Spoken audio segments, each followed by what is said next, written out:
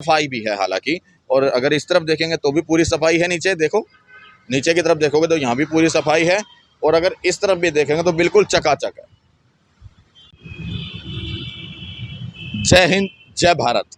और आप देख रहे हैं मेरे साथ CCN न्यूज़ 24 चैनल। और मैं हूँ इस समय रोहिणी के सेक्टर 7 में। और आपको बता दूं, रोहिणी के सेक्टर 7 में मौजूद हूं। और अगर मेरे पीछे यहाँ पर आप देखेंगे तो एक बहुत बड़ा सा बोर्ड बना है। बोर्ड के पीछे कार्यालय भी बना है सांसद पद्म श्री हंसराज हंस जी का। बहुत बड़ी बड़ी फोटो भी लगी है।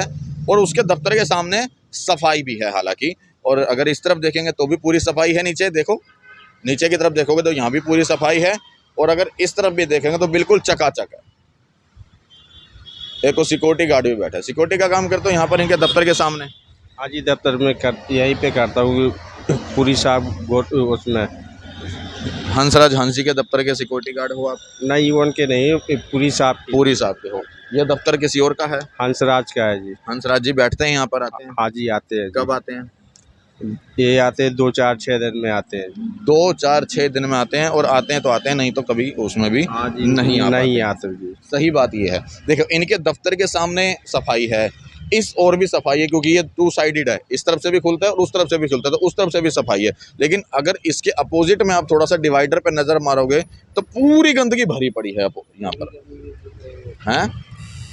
पूरी में गंदगी पड़ी हुई जी। पूरी में गंदगी हाँ जी, रोड में तो गंदगी है जी। रोड में भी गंदगी हाँ है जी। अब इनके खुद के दफ्तर के बाहर इतनी सफाई है। हाँ जी, वहाँ सफाई, बाकी रोड पे गंदगी है। अब ये सांसद जो हैं अपने दफ्तर के ही हैं या पूरे क्षेत्र के हैं? और एक और बात बताऊं, पद्म श्री हंसराज हंस जी अभी हाल ही में 3 से 4 दिन पहले रोहिणी सेक्टर के अंदर घूम करके, रोहिणी के तमाम सेक्टरों में घूम करके दिल्ली सरकार के खिलाफ पोल खोल अभियान चल रहा था। तो एक एक घर के अंदर जा करके पोल खोल अभियान का एक एक पैम्पलेट दिया जा रहा था। लेकिन रोहिणी के उन्हीं सेक्टरों में क्या समस्याएं हैं, पार्कों की हालात कैसी है, गलियों की हालात कैसी है, सड़कों की हालात कैसी है, वो देखने के लिए आज तक ये किसी भी घर क्षेत्र में नहीं आए हैं।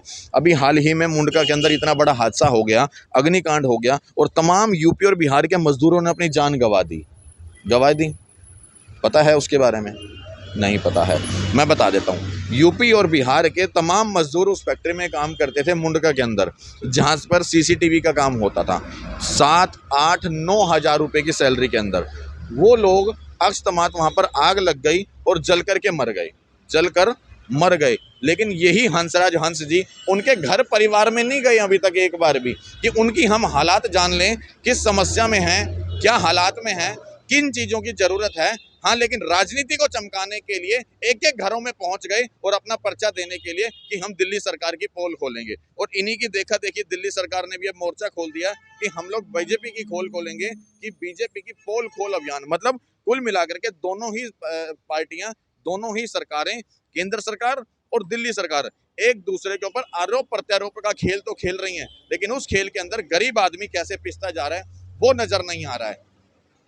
क्या इन चीजों के ऊपर हम लोगों को एक साथ मिल करके आवाज नहीं उठानी चाहिए? और उठानी चाहिए तो एक बार हम सब मिल करके खड़े हो जाएं, बजाय कि एक कांग्रेस का झंडा उठा रहा है, बजाय कि एक बीजेपी का झंडा उठा रहा है, बजाय कि कोई आम आदमी पार्टी का झंडा उठा रहा है। एक बार अपने भारत देश का झंडा उठा लें तो और जेन्युइन समस्याओं के ऊपर एक साथ आवाज लगा लें तो इन नेताओं को अकल ठिकाने आ जाए। जय हिंद।